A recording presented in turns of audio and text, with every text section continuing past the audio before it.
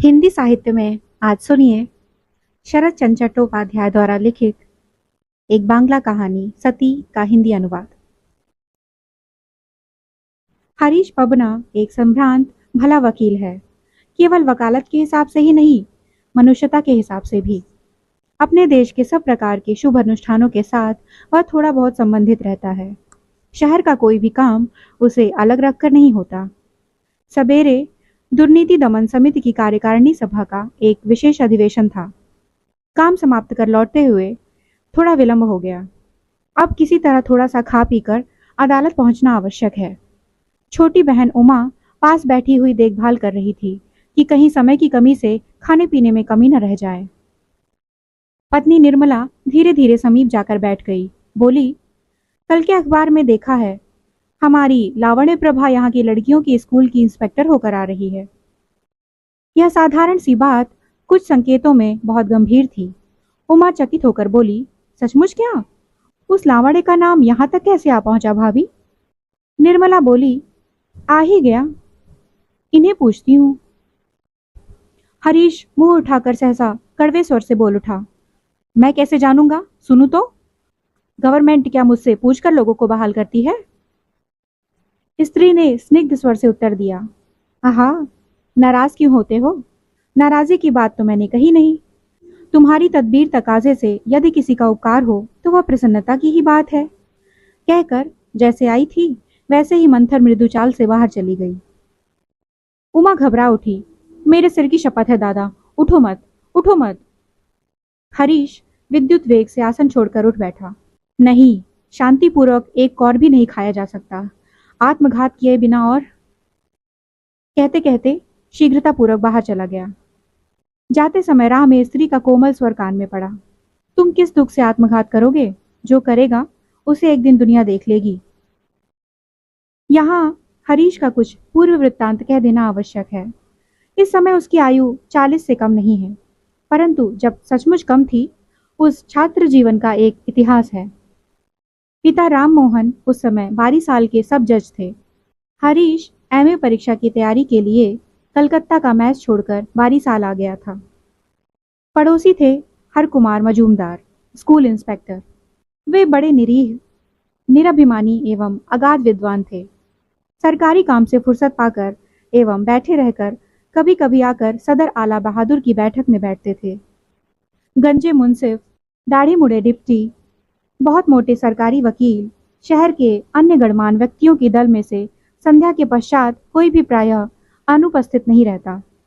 उसका कारण था, सदर स्वयं थे निष्ठावान हिंदू, अतएव आलाप आलोचना का अधिकांश भाग होता था धर्म के संबंध में, और जैसा सब जगह होता है, यहाँ भी वैसे ही आध्यात्म तत्व कथा की शास्त्रीय मीमांसा का समाधान होता, खंड युद्ध की समाप्ति में। उस दिन ऐसे ही एक लड़ाई के बीच हर कुमार अपनी बांस की छड़ी हाथ में लिए धीरे धीरे आ उपस्थित हुए। इस सब युद्ध विग्रह के व्यापार में वे किसी भी दिन कोई अंश ग्रहण नहीं करते थे। स्वयं को ब्रह्मा समाज के अंतर्गत समझने से हो अथवा शांत मौन प्रकृति के मनुष्य होने के कारण चुप रहकर सुनने के अतिरिक्त गले पड़कर अपना मत प्रकट करने की चंचलता उनमें एक दिन भी नहीं देखी गई। परंतु आज दूसरी ही बात हुई। उनके कमरे में घुसते ही गंजे मुंसिफ बाबू उन्हीं को मध्यस्थ मान बैठे। इसका कारण यह था कि इस बार छुट्टी में कलकत्ता जाकर वे कहीं से इन महोदय के भारतीय दर्शन के संबंध में गंभीर ज्ञान का एक जनरव सुनाए थे। हर कुमार मुस्कुराते हुए सहमत हो गए। थोड़ी ही देर में पता चल गया कि शास्त्रों के बंगला अनुवाद मात्र का सहारा लिए ही उनके साथ तर्क नहीं चल सकता।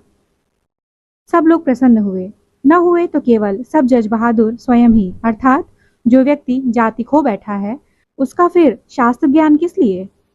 और कहा भी ठीक यही। सबके उठ जाने पर उनके परम प्रिय सरकारी वकील बाबू आंखों का इशारा कर हंसते हुए बोले, सुनो तो छोटे साहब, भूत के मुंह से राम नाम, और क्या? डिप्टी साहब ठीक सम्मति नहीं दे सके। कहा, कुछ भी हो, परंतु जानते खूब हैं, जैसे सब कंठस्थ है। पहले मास्टरी करते थे या नहीं? हाकिम प्रसन्न नहीं हुए, बोले, उसकी जानकारी के मुंह में आग। यही लोग होते हैं ज्ञान पापी, इनकी मुक्ति कभी नहीं होती। हरीश उस दिन चुपचाप एक ओर बैठा था। इस स्वल्पभाषी प्रौढ़ व्यक्ति के ज्ञान और पांडित्य को देखकर वह मुग्ध हो गया। अस्तु, पिता का अभिमत चाहे जो हो, पुत्र ने अपनी आगामी परीक्षा समुद्र से मुक्ति पाने का भरोसा लिए हुए उन्हें जाकर पकड़ लिया। सहायता करनी ही होगी। हर कुमार तैयार हो गए। यही उनकी कन्या लावण्य के साथ हरीश का परिचय हुआ। वह भी आईए की परीक्षा की तैयारी के लिए कलकत्ता की धमा चौकड़ी को छोड़कर आई हुई थी। उस दिन से प्रतिदिन के आवागमन में हरीश ने केवल पाठ्य पुस्तकों के दुरूह अंश का अर्थ ही नहीं जाना, एक और भी जटिलतर वस्तु का स्वरूप जान लिया, जो तत्व की दृष्टि से बहुत बड़ा था। परंतु उस बात को अभी रहने दो। क्रमशः परीक्षा के दिन पास खींचते आने लगे। हरीश कलकत्ता चला गया। परीक्षा उसने अच्छी तरह दी एवं अच्छी तरह पास भी की। कुछ दिनों बाद जब फिर साक्षात्कार हुआ तो हरीश ने संवेदना से चेहरे को उदास बनाते हुए पूछा, आप फेल हो गई? यह तो बड़ा। लावण्य ने कहा, इसे भी ना कर सकूं, मैं क्या इतनी अशक्त हूं? हरीश हंस उठा, बोला, जो होना था हो चुका, परंतु अब की बार खूब अच्छी तरह परीक्षा देनी चाहिए। लावण्य तनिक भी लज्जित नहीं हुई, बोली, खूब अच्छी तरह देने पर भी मैं फेल हो जाऊंगी, उसे मैं नहीं कर सकती। हरीश अवाक हो गया, पूछा, क्यों नहीं कर सकेंगी? लावण्य ने जवाब दिया, क्यों फिर क्या, ऐसे ही। यह कहकर वह हंसी रोकती हुई शीघ्रतापूर्वक चली गई। क्रमशः बात हरीश की माँ के कानों में पहुंची। उस दिन प्रातःकाल राम मोहन बाबू मुकदमे का निर्णय लिख रहे थे। जो अभागा हार गया था, उसका कहीं और भी कोई कुल निहारा न रहे, इस शुभ संकल्प को कार्य में परिणत करते हुए निर्णय के मसविदे में छानबीन कर शब्द योजना कर रहे थे। पत्नी के मुख से लड़के का कांड सुनकर उनका माथा गर्म हो उठा। हरीश ने मनुष्य हत्या की है, सुनकर शायद वे इतने विचलित नहीं होते। दोनों आंखों को लाल करते हुए बोले, क्या? इतना? इससे अधिक बात उनके मुंह से नहीं निकली। दिनाजपुर में रहते समय एक प्राचीन वकील के साथ शिखागुच्छ, गीता तत्वार्थ और पेंशन मिलने पर काशीदास की उपकारिता को लेकर दोनों का मत बहुत मिल गया था एवं मित्रता स्थापित हो गई थी। एक छुट्टी के दिन जाकर उसी की छोटी लड़की निर्मला को एक बार फिर आंखों से देखकर उसके साथ अपने लड़के का विवाह करने का पक्का वचन दे आए थे। लड़की देखने में अच्छी थी। दिनाजपुर में रहते समय गृहिणी ने उसे अनेक बार देखा था, तथापि पति की बात सुनकर गाल पर हाथ रख लिया। कहते क्या हो जी, एक बार में ही पक्का वचन दे आए? आजकल के लड़के। पति ने कहा, परंतु मैं तो आजकल का बाप नहीं हूं, मैं अपने पुराने जमाने के नियमानुसार ही लड़कों को भी बना सकता हूं। हरीश की पसंद यदि ना हो तो उसके लिए और उपाय हो सकता है, बताओ। गृहिणी पति को पहचानती थी। वे चुप हो गईं। पति ने फिर कहा, भले घर की कन्या पंख विहीन लड़की नहीं होती, वह यदि अपनी माता के सतीत्व एवं पिता के हिंदुत्व को लेकर हमारे घर आएगी, उसी को हरीश का सौभाग्य समझना चाहिए। समाचार को प्रकट होने में देर न लगी। हरीश ने भी सुना। पहले उसने मन में सोचा, भागकर कलकत्ते आ पहुंचे, कुछ न जुटाने पर ट्यूशन ही करके जीविका निर्वाह करेगा। पीछे सोचा, सन्यासी हो जाएगा। अंत में पिता स्वर्ग, पिता धर्म, पिता ही परमम तपः इत्यादि स्मरण करके चुप बैठ गया। कन्या के पिता धूमधाम से वर देखने आए एवं आशीर्वाद सगाई का काम भी इसी के साथ पूरा कर दिया। आयोजन में शहर के बहुत से संभ्रांत व्यक्ति भी आमंत्रित होकर आए थे। निरीह हर कुमार कुछ जाने बिना ही आए थे। उनके समक्ष राय बहादुर ने अपने भावी संबंधी मैत्र महाशय की हिंदू धर्म में प्रगाढ़ निष्ठा का परिचय दिया एवं अंग्रेजी शिक्षा में संख्यातीत दोषों का वर्णन कर बहुत प्रकार से ऐसा अभिमत प्रकट किया कि उन्हें 1000 रुपए महीना नौकरी देने के अतिरिक्त अंग्रेजों का कोई और गुण नहीं है। आजकल के दिन और ही तरह के हो गए हैं। लड़कों को अंग्रेजी पढ़ाए बिना काम नहीं चलता, परंतु जो मूर्ख इस मलेच्छ विद्या और मलेच्छ सभ्यता को हिंदुओं के पवित्र अंतःपुर की लड़कियों में खींच लाना चाहते हैं, उनका इहलोक भी खराब है और परलोक भी खराब है। केवल हर कुमार के अतिरिक्त इसका गूढ़ार्थ किसी को अविदित नहीं रहा। उस दिन आयोजन समाप्त होने से पहले ही विवाह का दिन निश्चित हो गया एवं यथा समय शुभ कार्य संपन्न होने में विघ्न भी नहीं पड़ा। कन्या को ससुराल भेजने से पहले मैत्र पत्नी निर्मला की सती साध्वी माता ठाकुरानी ने वधु जीवन के चरम तत्व को लड़की के कानों में डाल दिया। बोली, बेटी, पुरुष को आंखों आंखों में न रखने पर वह हाथ से निकल जाता है। गृहस्थी करते समय और चाहे कुछ भूल जाना, पर यह बात कभी न भूलना। उसके अपने पति ने चुटिया के गुच्छे और श्री गीता के तत्वार्थ को लेकर उन्मत्त हो उठने से पहले तक उन्हें बहुत जलाया था। आज भी उनका दृढ़ विश्वास है, बूढ़े मैत्र की चिता पर शयन न करने तक उनके निश्चिंत होने का समय नहीं आएगा। निर्मला पति की गृहस्थी चलाने आई एवं उसी घर को आज 20 वर्ष से चला रही है। इस सुदीर्घ काल में कितना परिवर्तन, कितना कुछ हो गया है। राय बहादुर मर गए, धर्मनिष्ठ मैत्र स्वर्गवासी हो गए, पढ़ाई लिखाई समाप्त होकर लावण्य का अन्यत्र विवाह हो गया, जूनियर वकील हरीश सीनियर हो गया, आयु भी अब यौवन पार कर प्रौढ़ता में जा पड़ी। परंतु निर्मला अपनी माता के दिए हुए मंत्र को जीवन भर नहीं भूली।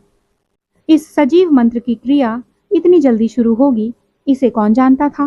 राय बहादुर तब भी जीवित थे, पेंशन लेकर पबना के मकान में आए थे। हरीश के एक वकील मित्र के यहाँ पितृ श्राद्ध के उपलक्ष्य में कलकत्ता से अच्छी कीर्तन वाली आई थी। वह देखने में सुंदर और कम उम्र की थी। बहुतों की इच्छा थी कि कामकाज समाप्त हो जाने पर एक दिन अच्छी तरह उनका कीर्तन सुना जाए।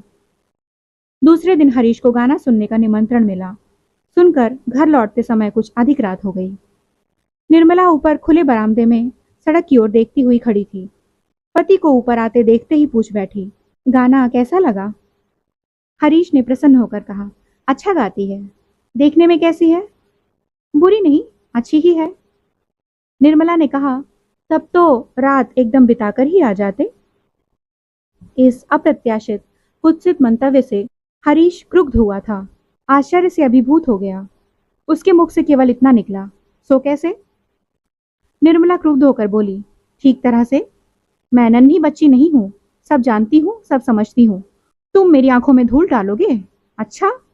उमा बगल वाले कमरे से दौड़ आकर भयभीत हुई बोली, तुम क्या कह रही हो भाभी? पिताजी सुन पाए तो? निर्मला ने जवाब दिया, भले ही सुन लें, मैं तो गुपचुप बात कह ही नहीं रही हूँ। इस उत्तर के प्रत्युत्तर में उमा क्या कहे सो नहीं सोच पाई, परंतु कहीं उसके उच्च स्वर से वृद्ध पिता की नींद न टूट जाए, इस भय से उसने दूसरे ही क्षण हाथ जोड़कर क्रोध को दबाए हुए गले से विनती करते हुए कहा, क्षमा करो भाभी, इतनी रात में चिल्लाकर और लज्जाजनक काम मत करो। बहू का कंठ स्वर इससे बढ़ा ही कम नहीं हुआ। कहा, किसके लिए लज्जाजनक? तुम क्यों कहोगी ननद रानी? तुम्हारे हृदय का भीतरी भाग तो अब आग से भर ही नहीं सकता। कहते कहते उसने रोते हुए शीघ्रतापूर्वक कमरे में घुसकर जोर से दरवाजे बंद कर दिए। हरीश ने कठपुतली की भांति चुपचाप नीचे आकर शेष रात्रि मुवक्किलों के बैठने की बेंच पर सोते हुए काट दी। इसके पश्चात 10 दिन के लिए दोनों में वार्तालाप बंद हो गया। परंतु हरीश को भी अब संध्या के बाद बाहर नहीं पाया जाता। बाहर जाने पर भी उसकी शंका कुल व्याकुलता लोगों की हंसी की वस्तु हो उठती। मित्र लोग नाराज होकर कहने लगे, हरीश, जितने बूढ़े हो रहे हो, आसक्ति भी उतनी ही होती जा रही है। क्यों? हरीश अधिकांश जगहों पर उत्तर ही नहीं देता, केवल बहुत कुछ सोचने पर ही कहता, इस घृणा से यदि तुम लोग मुझे त्याग सको तो तुम भी बचो और मैं भी बच जाऊं। मित्र लोग कहते, व्यर्थ व्यर्थ। उन्हें लज्जा दिलाने वाला अब स्वयं ही लज्जा से मरने लगा। उस बार पीलिया रोग से लोग बहुत अधिक मरने लगे। हरीश को भी रोग ने धर दबाया। कविराज ने आकर परीक्षा करने के उपरांत मुख गंभीर बना लिया। कहा, मृत्युदायक कष्ट है, बचना मुश्किल है। राय बहादुर तब तक परलोक जा चुके थे। हरीश की वृद्धा माता पछाड़ खाकर गिर पड़ी। निर्मला ने घर से बाहर निकलते हुए कहा, मैं यदि सती माता की सती कन्या हूँ तो मेरी मांग का सिंदूर पोंछने का साहस किसमें है? तुम लोग उन्हें देखो, मैं जा रही हूँ। कहकर वह शीतला के मंदिर में जा हत्या देकर पड़ गई। वे बचेंगे तो फिर घर लौटूंगी, अन्यथा यहीं रहकर उनके साथ चली जाऊंगी। 7 दिन तक देवता के चरणामृत के अतिरिक्त कोई उसे पानी तक नहीं पिला सका। कविराज ने आकर कहा, बेटी, तुम्हारे पति आरोग्य हो गए, अब तुम घर चलो। लोग भीड़ करके देखने आए। स्त्रियों ने पांव की धूली ली, उनके माथे में थोप थोप कर सिंदूर भर दिया गया। मनुष्य तो नहीं, जैसे साक्षात देवी हो। वृद्धों ने कहा, सावित्री का उपाख्यान मिथ्या है। क्या कलयुग में धर्म चला गया कह देने से एकदम सुलहो आने चला गया? यम के मुख से पति को ले आई है। मित्र लोग लाइब्रेरी में बहस करने लगे। किसी के साथ से ही मनुष्य स्त्री का गुलाम होता है। विवाह तो हम लोगों ने भी किया है, परंतु ऐसी स्त्री कोई नहीं होगी।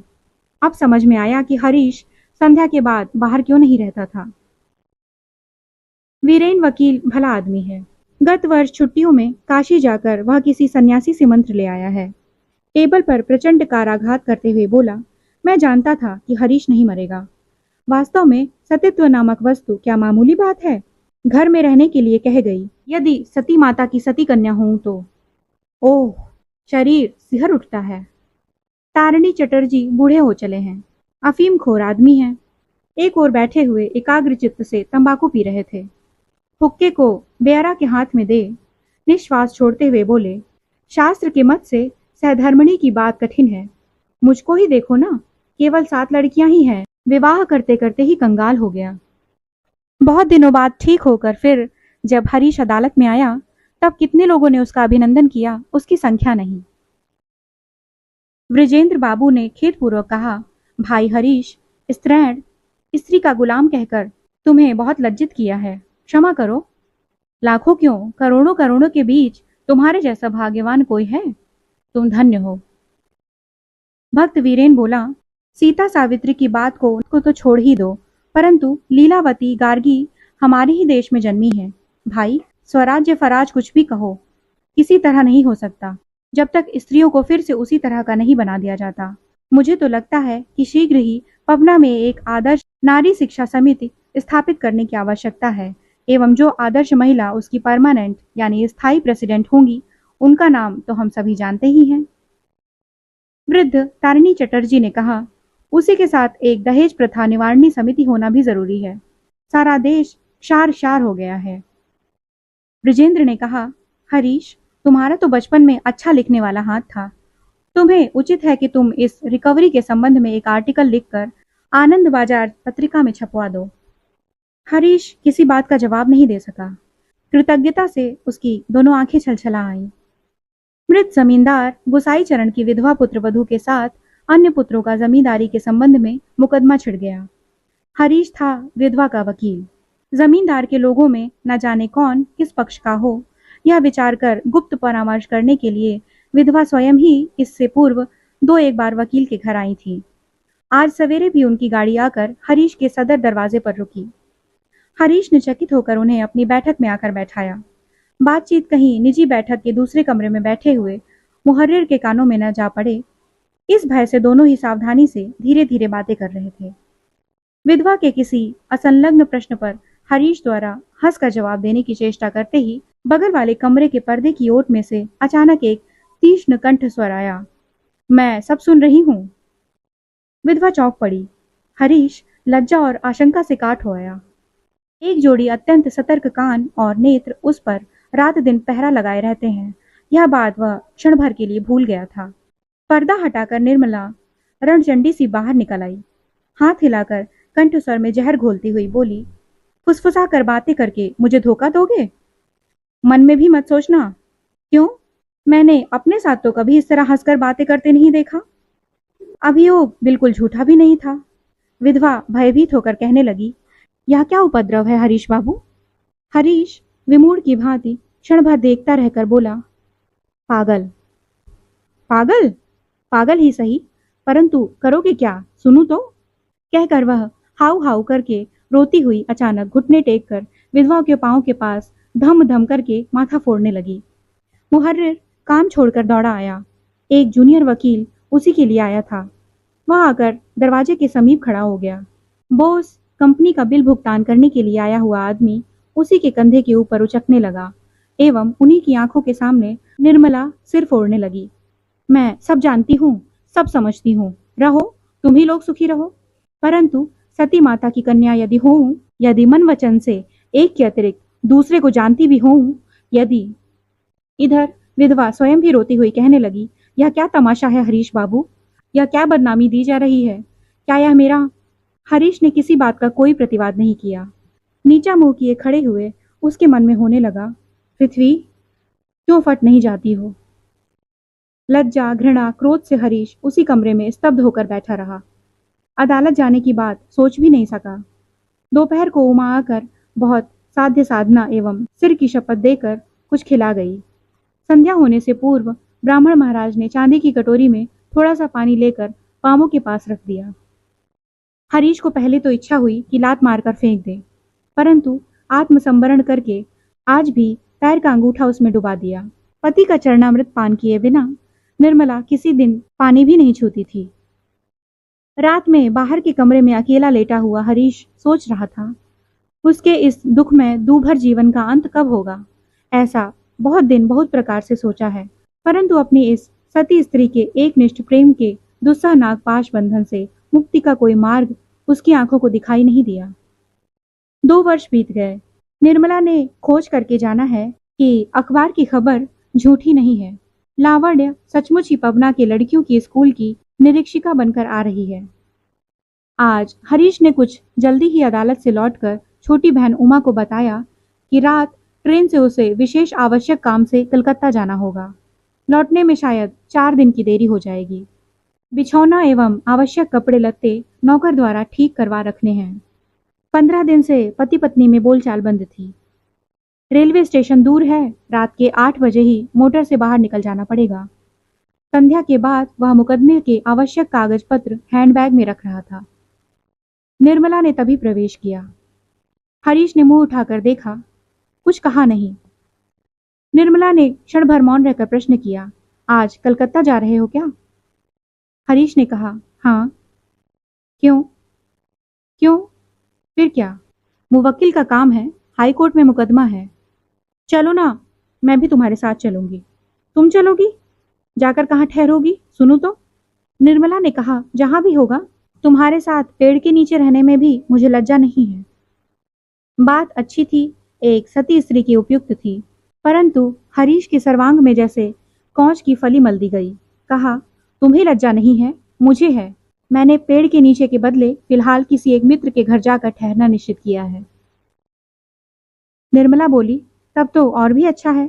उसके घर में भी स्त्री होंगी, बाल बच्चे होंगे, मुझे कोई असुविधा नहीं होगी। हरीश ने कहा, नहीं, यह नहीं होगा। किसी ने बोला नहीं, कहा नहीं, बिना बुलाए किसी के मकान में मैं तुम्हें ले जाकर नहीं ठहर सकूंगा। निर्मला बोली, नहीं हो सकेगा, सो जानती हूँ। मुझे साथ लेकर लावण्य के घर में तो ठहरा नहीं जा सकता। हरीश क्रुद्ध हो उठा, हाथ मुंह हिलाकर चिल्लाता हुआ बोला, तुम जैसी घृणित हो वैसे ही नीच भी। वह विधवा भद्र महिला है, मैं वहां क्यों जाऊंगा? वह भी मुझे आने के लिए क्यों कहेगी? इसके अतिरिक्त मेरे पास समय ही कहाँ है। दूसरे के काम से कलकत्ता जाकर सांस छोड़ने की फुर्सत भी नहीं मिलेगी। मिलेगी, जरूर मिलेगी, कहकर निर्मला कमरे से बाहर चली गई। 3 दिन बाद हरीश के कलकत्ता से लौट आने पर स्त्री ने कहा, 4-5 दिन की कहकर गए, 3 दिन में ही लौट आए, यह तो बड़ा। हरीश ने कहा, काम खत्म हो गया, सो चला आया। निर्मला ने जोर से हंसते हुए प्रश्न किया, लावण्य से साक्षात्कार नहीं हुआ शायद? हरीश ने कहा, नहीं। निर्मला ने भली आदमीन की भांति पूछा, कलकत्ता जाकर भी एक बार खबर क्यों नहीं ली? हरीश ने जवाब दिया, समय नहीं मिला। इतने पास जाकर थोड़ा सा समय तो निकाला ही जा सकता था, कहकर वह चली गई। इसके महीने भर बाद एक दिन अदालत जाने के लिए बाहर निकलते समय हरीश ने बहन को बुलाकर कहा, आज मेरे लौटने में शायद थोड़ी रात हो जाएगी उमा। क्यों दादा? उमा पास ही बैठी थी। धीरे धीरे बात हो रही थी, परंतु कंठ स्वर को ऊंचा चढ़ाकर किसी अदृश्य को लक्ष्य करते हुए हरीश ने उत्तर दिया, योगिन बाबू के घर एक जरूरी परामर्श करना है, देर हो सकती है।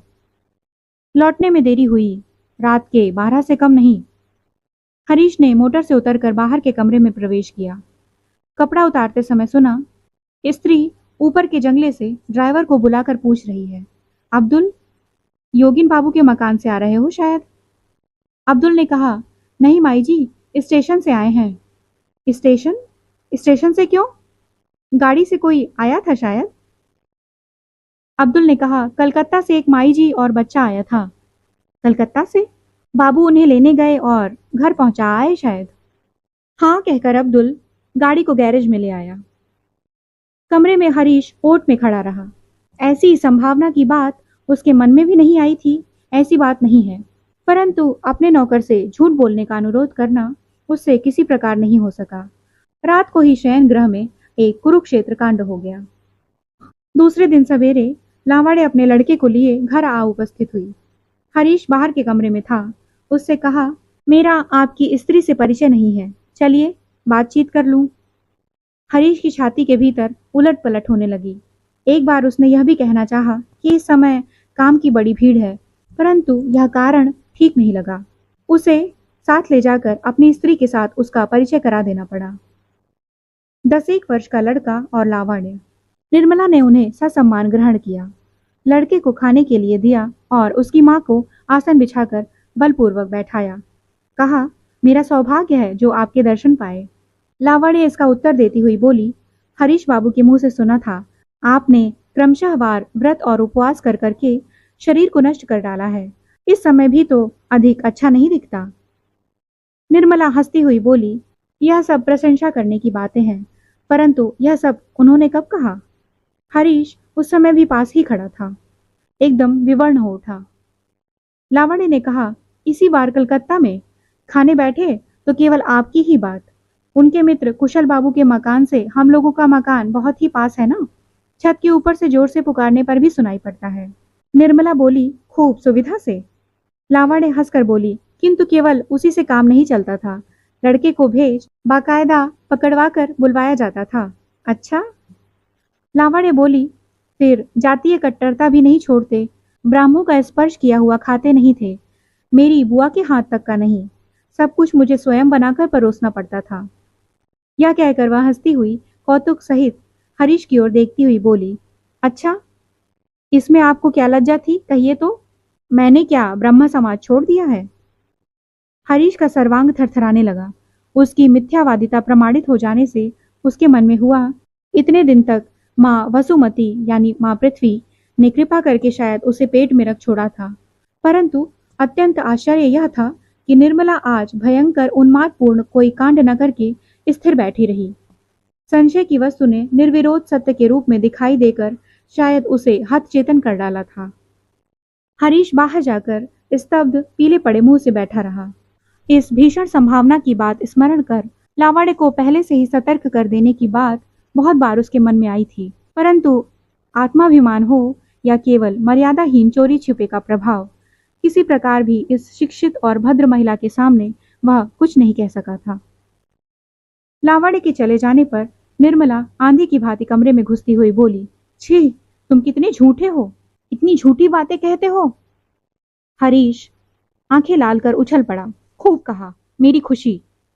निर्मला क्षण भर पति के मुंह की ओर चुपचाप देखती देखती अचानक रो पड़ी, बोली, कहो, जितनी इच्छा हो झूठ कहो, जितनी खुशी हो मुझे ठगो, परंतु धर्म यदि है, यदि मैं सती माता की लड़की हूं, यदि शरीर और मन से सती हूं, तो मेरे लिए तुम्हें भी एक दिन रोना होगा। कहकर वह जैसे आई थी अनबोल, वैसे ही द्रुत वेग से बाहर निकल गई। वार्तालाप पहले से ही बंद चल रहा था। जब अनबोल पक्का हो गया, नीचे के घर में ही सोना और खाना। हरीश अदालत जाता आता, बाहर के कमरे में अकेला बैठा रहता, नई कोई बात नहीं। पहले संध्या के समय एक आध बार क्लब में बैठता, अब वह भी बंद हो गया। कारण शहर के उसी ओर लावण्य रहती थी। उसके मन को लगता, पति प्राण पत्नी की दोनों आंखें 10 आंखें बनकर 10 दिशाओं में पति का हर समय निरीक्षण करती रहती हैं। वे कभी विराम नहीं लेती, विश्राम नहीं करती, मध्याकर्षण के न्याय से वे परे हैं। स्नान के पश्चात दर्पण की ओर देखकर उसके मन को लगता, सती साध्वी के इस अक्षय प्रेमाग्नि से उसके कलुषित शरीर के नश्वर मेद मज्जा मांस शुष्क और निष्पाप होकर अत्यंत द्रुत उच्चतर लोक में जल जाने के लिए तैयार हो रहे हैं। उसकी अलमारी में एक काली सिंह की महाभारत थी। जब समय नहीं कटता तब वह बैठा बैठा सती स्त्रियों के उपाख्यान पढ़ा करता। कैसा है उनका प्रचंड पराक्रम और कैसी है इनकी अद्भुत कहानी। पति पापी तापी जो भी हो, मात्र पत्नी के सतीत्व के बल पर ही समस्त पापों से मुक्त होकर अंत में कल्प भर वे दोनों इकट्ठे रहते हैं। कल्प कितना बड़ा होता है इसे हरीश नहीं जानता, परंतु लगता है कि वह कम नहीं होता, एवं ऋषियों और मुनियों द्वारा लिखित शास्त्र के वाक्य भी मिथ्या नहीं होते। यह बात सोचकर उनका स्वांग विवश हो उठता। परलोक के भरोसे को जलांजलि देकर वह बिछौने पर लेटा हुआ बीच बीच में इहलोक की भावना को सोचता, परंतु कोई मार्ग नहीं। अंग्रेज होने पर मामला मुकदमा चलाकर अब तक जो भी होता कुछ रफा दफा कर डालता। मुसलमान होने पर वह तलाक देकर बहुत पहले ही तय कर डालता, परंतु वह बेचारा है निरीह, एक पत्नीव्रती भद्र बंगाली। नहीं, कोई उपाय नहीं। अंग्रेजी शिक्षा के बहुविवाह नष्ट हो गए, विशेषकर निर्मला, जिसका चंद्र सूर्य भी मुख नहीं देख पाते, बहुत बड़े शत्रु भी जिसे बिंदु मात्र कलंक नहीं लगा सकते। वस्तुतः पति से भिन्न जिसका ज्ञान ध्यान ही नहीं, उसी का परित्याग। बाप रे! निर्मल निष्कलुष हिंदू समाज में क्या वह फिर मुंह दिखा सकेगा? समाज के लोग खो खो करके शायद उसे खा ही डालेंगे। सोचते सोचते आंख कान गर्म हो उठते। बिछौना छोड़कर मस्तक और मुंह पर पानी डालकर शेष रात्रि भी उसी कुर्सी पर बैठकर काट दी। इसी तरह शायद 1 महीने से अधिक समय निकल गया। हरीश अदालत जाने को बाहर निकल रहा था। दासी ने आकर चिट्ठी उसके हाथ में दी। कहा, जवाब के लिए आदमी खड़ा हुआ है। लिफाफा खुला हुआ था, ऊपर लावण्य के हस्ताक्षर थे। हरीश ने पूछा, मेरी चिट्ठी किसने खोली? दासी ने कहा, माता जी ने। हरीश ने चिट्ठी पढ़कर देखी। लावण्य ने बहुत दुखी होकर लिखा है, उस दिन मेरी बीमारी आंखों से देख जाकर भी फिर एक बार भी खबर नहीं ली कि मैं मर गई या जीवित हूँ, जबकि आप अच्छी तरह जानते हैं कि इस विदेश में आपको छोड़कर मेरा अपना व्यक्ति कोई भी नहीं है। जो भी हो, इस यात्रा में मैं मरी नहीं, बच गई हूँ। परंतु यह चिट्ठी उसकी नालिश देने के लिए नहीं है। आज मेरे लड़के की जन्म तिथि है। अदालत से लौटते समय एक बार आकर उसे आशीर्वाद दे जाइए, यही मांगती हूँ। लावण्य। पत्र के अंत में पुनश्च लिखकर जताया कि रात्रि का भोजन आज यहीं करना होगा। थोड़ा सा गाने बजाने का भी आयोजन है। चिट्ठी पढ़कर शायद वह क्षण भर के लिए उदास हो गया। अचानक आंख उठाते ही देखा, दासी ने हंसी छिपाने के लिए मुंह नीचा कर लिया है, अर्थात घर के दास दासियों के लिए भी जैसे एक तमाशे की बात बन गई है। क्षण भर उसकी शिराओं का खून खौल उठा। क्या इसकी सीमा नहीं है? जितना ही सहता हूं, उतना ही क्या सताने की मात्रा बढ़ती चली जा रही है? पूछा, चिट्ठी कौन लाया है? उसके घर की दासी। हरीश ने कहा, उससे कह दो मैं अदालत से लौट कर आऊंगा। कहकर वह वीर दर्प से मोटर में जा बैठा।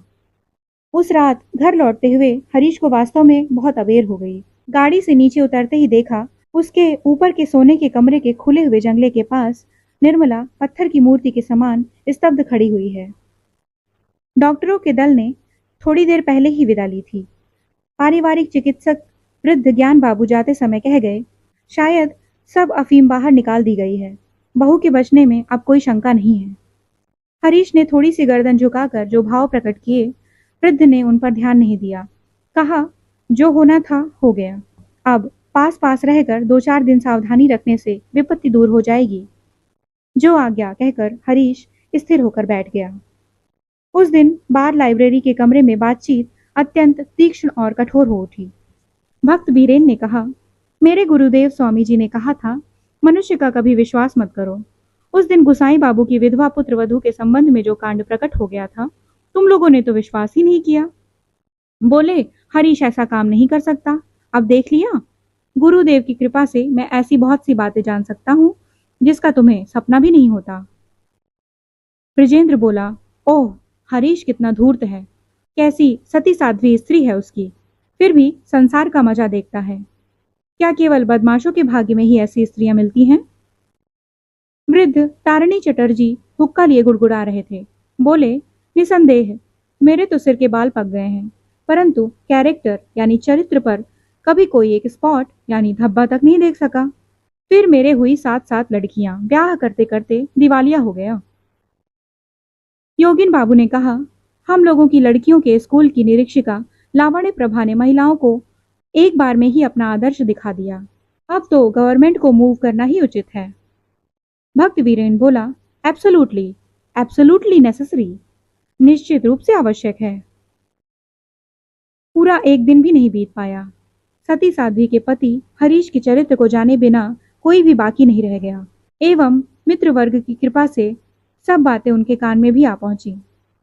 उमा ने आकर आंखें पोंछते हुए कहा, दादा तुम दोबारा विवाह कर लो। हरीश ने कहा, पगली। उमा ने कहा, पगली क्यों? हमारे देश में तो पुरुषों के लिए बहुविवाह था। हरीश ने कहा, तब हम लोग बर्बर और जंगली थे। उमा जिद करती हुई बोली, बर्बर किस लिए? तुम्हारे दुख को और कोई नहीं जानता, पर मैं तो जानती हूँ। संपूर्ण जीवन क्या इसी तरह व्यर्थ चला जाएगा? हरीश ने कहा, उपाय क्या है बहन? त्याग कर फिर विवाह कर लेने की व्यवस्था पुरुषों के लिए है, सो जानता हूँ, परंतु लड़कियों के लिए तो नहीं है। तेरी भाभी भी यदि इसी रास्ते को अपना सकती तो मैं तेरी बात मान लेता उमा। तुम जाने क्या कहते हो दादा, कहकर उमा नाराज होकर चली गई। हरीश चुप होकर अकेला बैठा रहा। उसके उपायहीन अंधकारमय हृदय तल में से केवल एक बात बार बार उठने लगी, रास्ता नहीं है, कोई रास्ता नहीं है। इस आनंदहीन जीवन में दुख ही ध्रुव निश्चित बन गया है। उसके बैठने के कमरे में तब संध्या की छाया गहन होती चली आ रही थी। अचानक उसे सुनाई पड़ा, पास के मकान के दरवाजे पर खड़ा हुआ वैष्णवी भिखारियों का दल कीर्तन के स्वर में दूती का विलाप गा रहा था। दूती मथुरा में आकर ब्रजनाथ की हृदयहीन निष्ठुरता की कहानी रो रो कर सुना रहा था। उस समय उस अभियोग का क्या उत्तर दूती को मिला सो नहीं जानता, परंतु यहाँ वह ब्रजनाथ के पक्ष में बिना पैसे का वकील बनकर खड़ा हो तर्क पर तर्क एकत्रित कर मन ही मन कहने लगा, अरे दूती, नारी का एक निष्ठ प्रेम बहुत ही अच्छी वस्तु है, संसार में उसकी तुलना नहीं, परंतु तुम तो सब बात समझोगी नहीं, कही भी नहीं है। परंतु मैं जानता हूँ कि ब्रजनाथ किसके भय से भाग गए हैं, एवं 21 वर्ष तक फिर क्यों उधर देखा भी नहीं। कंस टंस की बातें सब झूठी हैं, असली बात श्री राधा का यही एक निष्ठ प्रेम है। थोड़ा सा रुक कर कहने लगा, तब उस समय तो बहुत सुविधा थी कि मथुरा में छिप कर रहा जा सकता था, परंतु इस समय बड़ी कठिनाई है, न कहीं भागने की जगह, न कहीं मुंह छुपाने का स्थान। अब यदि भुक्त भोगी ब्रजनाथ दया करके अपने शरणागत को तनिक जल्दी ही अपने चरणों में स्थान दे दें तो वह बच जाए। अभी आप सुन रहे थे शरद चंद्र चट्टोपाध्याय जी की लिखी हुई बांग्ला कहानी सती का हिंदी अनुवाद।